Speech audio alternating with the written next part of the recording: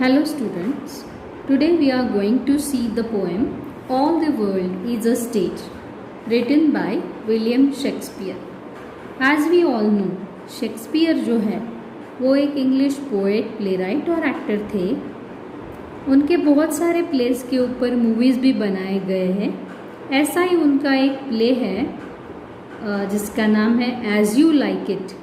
उसमें से ही ये वो जो मोनोलॉग था, monologue means what, mono means single, log एक आदमी के लिए जो डायलॉग्स रहते हैं, मीन्स मराठी में उसको स्वगत बोलते हैं कि खुद से ही खुद बातें करना, monologue as you like it. तो उसमें से ही ये एक स्टोरी जो है, ये एक पोएम जो है वो ली गई है. तो देखते हैं पोएम क्या है. वार्मिंग अप एक्टिविटीज़ में हमने देखा है 7 सीज 7 कॉन्टिनेंट्स. यहाँ पे इंसान के लाइफ के 7 स्टेजेस यहाँ पे दिए हुए. There are 7 stages of human life, right from childhood to adult age. So let us see what Shakespeare is saying. All the world is a stage and all the men and women merely players. According to Shakespeare, the whole world is a stage and the men and women, they are only players. They don't know anything. Okay? Merely means what? Only. They are only players. They have their exits and entrances. They are just coming to that stage and leaving the stage. Means they are taking birth and they are dying. Exits, deaths. Entrances, births. They born and they die. They do their duties. So what are their duties? Their roles. These are the 7 roles. And one man in his time plays many parts. और हर एक इंसान को ये ज़िंदगी जो मिलती है उसमें 7 स्टेजेस पार करने होते हैं. ये जो 7 स्टेजेस है वो उससे गुजरना पड़ता है. So his acts being 7 ages. At first the infant is a newly born baby. So सबसे पहला जो स्टेज है वो है इन्फेंट. सबसे पहला stage infant. Mewling and packing. Mewling means crying very weekly and packing means what, vomiting. जो छोटे बच्चे रहते हैं, न्यूली बॉर्न बेबीज़ रहते हैं, उनको भूख लगती है बट वो बता नहीं सकते तो वो रोते रहते हैं. और उनको अगर दूध पिलाया गया तो उनको उल्टी आती है. तो mewling and packing in the nurses arms. और जब वो जन्म लेते हैं तब हॉस्पिटल में नर्स के हाथों में ही वो रहते हैं और उधर ही उनका रोना भी चालू रहता है और वोमिटिंग भी चालू रहता है. So mewling and pucking in the nurse's arms. Nurse's arms. These words show that they are very dependent. बहुत डिपेंडेंट रहना पड़ता है. जब हम लोग जन्म लेते हैं हमें कुछ पता नहीं रहता. We are not knowing anything. हमें कुछ पता नहीं रहता है. We just cry and vomit.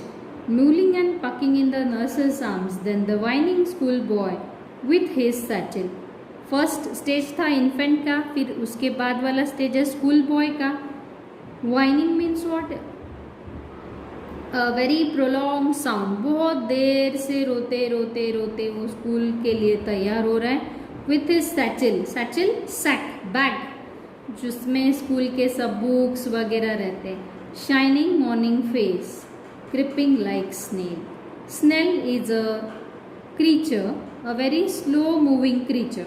Snail तो उसके जैसा वो जा रहा है. Why? Because is unwilling for school. उसको जाना ही नहीं है स्कूल में.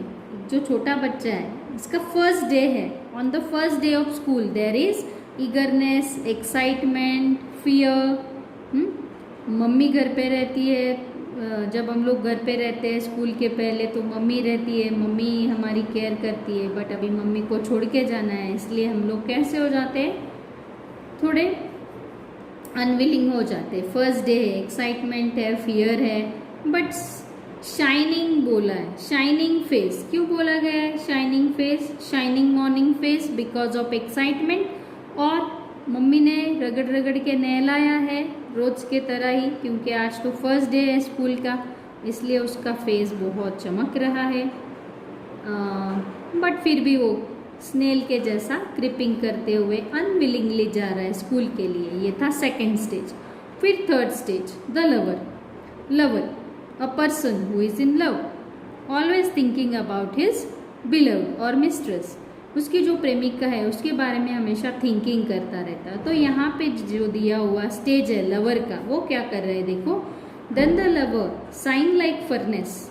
Furnace means a burning fire.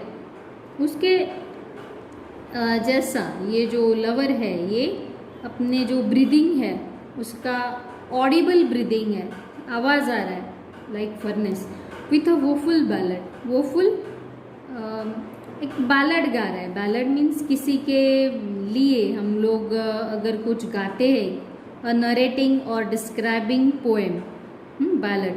तो यहाँ पे वो अपने मिस्ट्रेस के बारे में, बिलव्ड के ब्यूटी के ऊपर आईब्रो दिया हुआ है, तो बिलव्ड की ब्यूटी डिस्क्राइब करने वाला सॉन्ग गा रहा है। ये था तीसरा स्टेज। फिर फोर्थ स्टेज है soldier, full of strange oaths. A soldier is a very dedicated person, selfless person. He doesn't know how he looks. उसका ध्यान नहीं है खुद के ऊपर। स्ट्रेंज ओथ्स, वो हमेशा शपथ लेता रहता है अपने देश के लिए। Taking strange oaths and bearded like part. उसका जो बियर है वो लेपर्ड के जैसा दिख रहा है, लेपर्ड की जैसे दाढ़ी रहती है वैसे। Jealous in honour, but he is proud of his own nation. Sudden and quick in quarrel, so he can't think anything other than his nation. Nation को छोड़ के उसको कुछ भी दिखता नहीं है, but he is very quick and sudden in the pride of his nation. Nation के बारे में कोई कुछ बोलता है तो उसको सहन नहीं होता है। Seeking the bubble reputation even in the cannons mouth, ये बहुत इंपॉर्टेंट है। Bubble reputation, bubble means bubble जैसे थोड़ी देर के लिए तैयार होता है और फट जाता है, निकल जाता है, बहुत कम समय के लिए रहता है। वैसे ही ये जो सोल्जर है, ये जो काम करता है नेशन के लिए, उसके लिए उसको मरना भी पड़ता है, शहीद होना पड़ता है। उसका रेप्यूटेशन बबल नहीं रहता है, उसका रेप्यूटेशन तो हमेशा के लिए टिकने वाला रहता है। बट सोल्जर वो नहीं देख पाता कि उसके लिए कौन क्या बोल रहा है, इसलिए लिखा है बबल रेप्यूटेशन। कैनन एक रैपिड फायर गन रहती है जो वॉर्स में यूज़ होती है। He is working with that cannon, वो उसके साथ काम कर रहा है। And he knows that he is dying, but still, फिर भी वो बहुत मन लगा के काम कर रहा है, because he is a dedicated person. ये था फोर्थ स्टेज सोल्जर का। फिर बाद में है then the justice in fair round belly with good capon on line with eyes severe and beard from formal cut. फिर है middle age person, a person who is settled in his life, settle हो जाता है। फिर उसका खुद के खाने पीने के ऊपर ध्यान नहीं रहता है, कुछ गलत ईटिंग हैबिट्स की वजह से बेली जो होती है, पेट जो होता है वो बाहर आ जाता है, राउंड बेली हो जाती है। मिडल एज में जो पर्सन आता है विथ आइज सीवियर, उसकी जो आंखें हैं वो सीरियस रहती है। बियर्ड ऑफ फॉर्मल कट, और फॉर्मल कट में कि कोई उसको कुछ बोल ना पाए, अच्छे से वो रहता है, फॉर्मल क्लोथ्स में, फॉर्मल कट में रहता है। Full of wise saws and modern instances, और वो जो भी बोलता है वो अच्छी कहावतें ही बोलता है, और मॉडर्न इंस्टेंसेस, मॉडर्न एग्जाम्पल्स सबको देता रहता है। So he plays his part, the sixth age shifts instances, so he plays his part. तो वो जो फिफ्थ स्टेज है वो मिडल एज का है, और जो सिक्स्थ एज है वो अभी शिफ्ट हो रहा है उससे लेके, तो वो थोड़ा एडल्ट पर्सन की तरफ झुक रहा है। The sixth age shifts into lean and slippered pantaloon. Pantaloon पायजामा जो बहुत ही लूज है, ऐसा पायजामा पहना हुआ एक आदमी, विथ स्पेक्टेकल्स एंड नोज, जिसके नोज पे हमेशा स्पेक्ट्स, चश्मे चढ़ाए हुए हैं, एंड पाउच ऑन साइड, और उसके साइड में एक पाउच लगा हुआ रहता है कि उसको याद नहीं रहेगा कोई चीज़ तो वो हमेशा पाउच में ही ढूंढ सकता है. हिज यूथफुल होस socks, tight fitting clothes for legs. So hose means what? Tight fitting clothes for legs. Youth में उसने संभाल के रखे ऐसे सॉक्स वो पहन रहा है. क्यों? Well saved world too wide for a shrunk shank उसके जो लेग्स है वो भी वीक हो गए और ये जो वर्ल्ड है वो बहुत बड़ा है. टू वाइड, इतनी बड़ी दुनिया में अगर खुद को टिकाना है, खुद का केयर करना है तो इसलिए उसके लेग्स चलते रहने चाहिए. इसलिए वो यूथफुल हो. जब वो ये था जवान था तब उसने जो सॉक्स संभाल के रखे हैं उसका यूज़ करके वो. And his big manly voice turning again towards childish treble. और उसका जो वो बूढ़ा हो गया है यहाँ पे बट फिर भी उसका जो वॉइस है वो मैनली ही है, बड़ा ही है. Turning again towards childish trouble. जैसे बचपन में हम लोग किसी के ऊपर डिपेंड रहते हैं, डिपेंडेंस, वैसे ही अभी उसको किसी के ऊपर डिपेंड रहना पड़ रहा है. Turning again towards childish trouble, pipes and whistles in his sound. उसको ब्रीदिंग प्रॉब्लम्स है इसलिए विसल्स सुनाई देते हैं. फिर 7th स्टेज है, last scene of all that ends a strange eventful history, जो कि सबसे लास्ट स्टेज है और बहुत ज़्यादा old age person, that ends a strange eventful history. ये जो सब स्टेज है उसका एंड है is second childishness.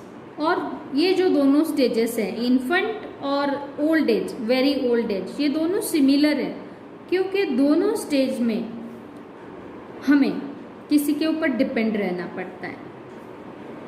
And मियर oblivion unconscious, he doesn't know about himself. खुद के बारे में कुछ बता नहीं सकता. खुद का खाना हो गया है या नहीं वो भी वो बता नहीं सकता. खुद की चीज़ें कहाँ पे रखी है वो उसको पता नहीं होता, याद नहीं रहता. Totally dependent stage. Sense means without, और वो विदाउट टीथ रहता है. दांत सब गिर जाते हैं. आईज देख नहीं पाते.